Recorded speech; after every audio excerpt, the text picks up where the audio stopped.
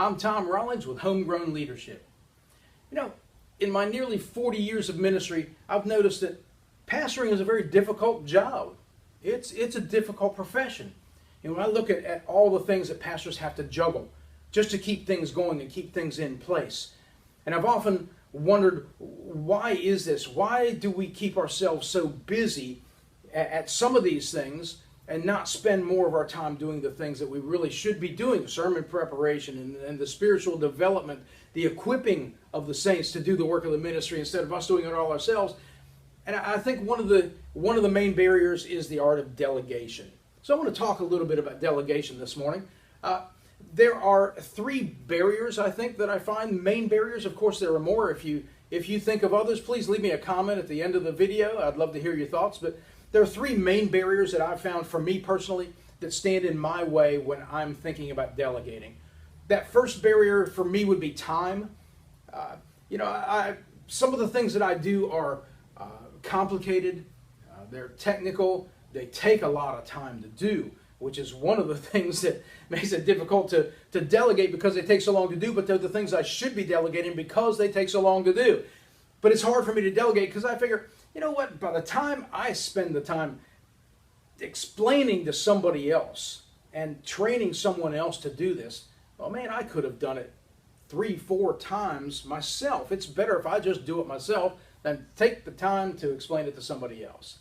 For example, one of the churches I worked with, my job weekly was to upload the message so that people could stream it during the week and re-listen to the message. And this wasn't an extremely technical or difficult job. It just took me a lot of time each week. I would go through the message and listen for a clip that I could pull out that the pastor had said, just a sound bite that I could put up front that would kind of set the stage for the message. I would fade the background music in, set that clip up. I would do a short intro. Hi, thanks for listening, and this is what this week's message is about. We would get into the message. I would let the message go. At the end of the message, then I'd begin to fade the music up. For the end of the message, I'd do a short outro. Thanks for listening this week.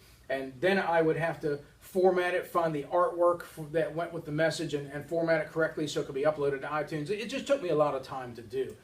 And all of this, I'm thinking, my goodness, by the time I sit down with somebody and explain all of this to them, well, I can just do this myself and it takes me less time.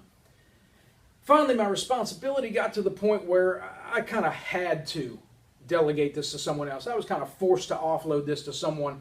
And so one week as I went through it, or over the course of a couple of weeks, I would take screenshots through each part that I did. And I would write down the steps that I was taking. And I created a standard operating procedure, an SOP manual for someone else to do it. I found a young man who was very technically proficient, had a little time on his hands, and was actually very, very interested in doing this. And we sat down, and I sat down with him one week and went through the manual with him as I did it. And I had him watch what I did and explained each step of the way while he followed along and reading. The second week, the same kind of thing. The third week, I let him pick out the clip. Which clip are we going to use? How do we search for it? And over the course of about 5 to 6 weeks, we transitioned from me doing it and him watching to him doing it and me watching. And after no more than 6 weeks anyway, I was able to turn the whole thing over to him. And let me tell you, this young man just loved doing this job. So when we're looking at the aspect of saving ourselves time, we're actually taking up time doing things that maybe we shouldn't even been doing. There are a couple of things to consider. Number one, what else could you be doing with that time that would be more productive than what you're doing? What else could you be doing? Sermon preparation, staff development, vision, just studying and reading the Word and praying. What else could you be doing? The second thing to consider is, who are you robbing of the opportunity to use their gifts and talents? This young man is very technical, loves this kind of stuff, does it a lot better than I did it in a lot less time, and really enjoys doing it. So all this time, it was really just an aspect of my job that I didn't enjoy doing, but I had to do. Whereas this young man loves doing this stuff. He really enjoys doing it. So the number one obstacle that I found is taking the time to do it. The second obstacle I would point out would be fear. And fear can take many forms. I think sometimes we're afraid that someone won't do it the way we want it done. Maybe they won't do it right. They're going to mess up. And if they mess up, I'm just going to go back in and clean up their mess after them anyway. So I might as well just do it myself, right? There's always the fear that someone's going to be recognized. And we'll talk about that next. But the fear that maybe something won't get done the way we want it done, or won't get done correctly, or we're just going to have to clean up the mess and watch over them anyway. And I think the way to overcome this barrier, this obstacle to delegation, is to identify the fear and then figure out a way to minimize that risk. And we can't eliminate risk totally. There's always a risk. There's a risk when we do it. You run a risk just by getting out of bed and going to work in the morning. Risk is a fact of life. But we can take calculated risks. We can find out what it is that we're afraid of and then figure out how to overcome that particular fear and minimize the risk of that happening. For example, if we're afraid that someone won't do it correctly, well, that's our perceived fear. Our perceived risk is that they'll do it wrong. The way to overcome that then is to be very clear in our communication and our training.